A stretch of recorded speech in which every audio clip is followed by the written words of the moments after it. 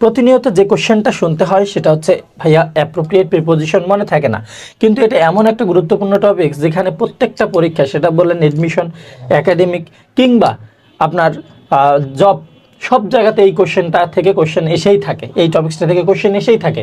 কিন্তু appropriate preposition মনে না থাকার কারণ হচ্ছে আমাদের অ্যাপ্রোপ্রিয়েট প্রিপোজিশনগুলো যখন আমরা পড়ি দেখা যায় এ দিয়ে আমরা যখন দেওয়া থাকে সবগুলো এ দিয়ে দেওয়া থাকে, বি দিয়ে দেওয়া থাকে, সি দিয়ে দেওয়া থাকে, একসাথে আমরা পড়ার চেষ্টা করি, মুখস্থ করার চেষ্টা করি, কিন্তু মুখস্থ থাকে না। কেন থাকে না? কারণ আমাদের সাজানো গোছানো নাই। এজন্য আমরা একটা ধারাবাহিক সিরিজ শুরু করে দিচ্ছি, যেটা হচ্ছে অ্যাপ্রোপ্রিয়েট প্রিপোজিশনের সিরিজ, যেখানে আমরা শেখাবো কিভাবে অনেকগুলো ওয়ার্ড একসাথে একবারে মনে রেখে আমরা এগুলো কাজটা করতে পারি। আমরা আমাদের মস্তিষ্কটা শুধুমাত্র সাজানো গোছানো জিনিসটাই মনে রাখতে পারে বেশি, কিন্তু এলোমেলো জিনিসগুলো সবসময় মনে রাখতে পারে না।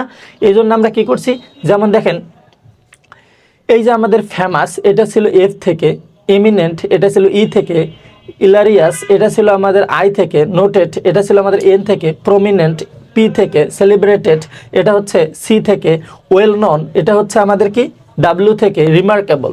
এই যে আমাদের সবগুলো শব্দ আমরা একত্রে করেছি, কারণটা কি?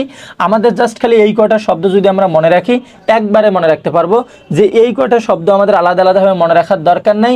এই শব্দগুলোর পরে যদি আমরা প্রিপোজিশন ফর বসাই, কি বসাই? ফর বসাই, তাহলে তার অর্থ হয়ে যাবে বিখ্যাত বা প্রসিদ্ধ।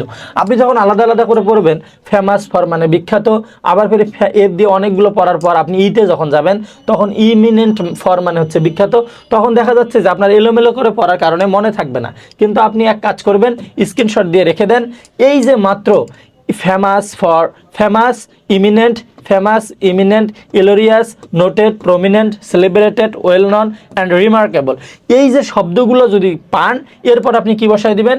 ফর, তাহলেই হয়ে যাবে বিখ্যাত বা প্রসিদ্ধ। যেমন আমরা একটা উদাহরণ দেখি, আমরা যদি একটা উদাহরণ দেখি তাহলে আপনি বুঝতে পারবেন ক্লিয়ারলি। যেমন এখানে দেখেন কি লেখা আছে, হাজী মোহাম্মদ মহসিন ওয়াস, এ দেখেন ইলোরিয়াস, কি লেখা আছে? ইলোরিয়াস তাহলে কি বিখ্যাত, হিজ কাইন্ডনেস তার দয়ার জন্য কি বিখ্যাত। তাহলে আমাদের এই যে এখানে দেখেন তো ইলোরিয়াস আছে না নাই?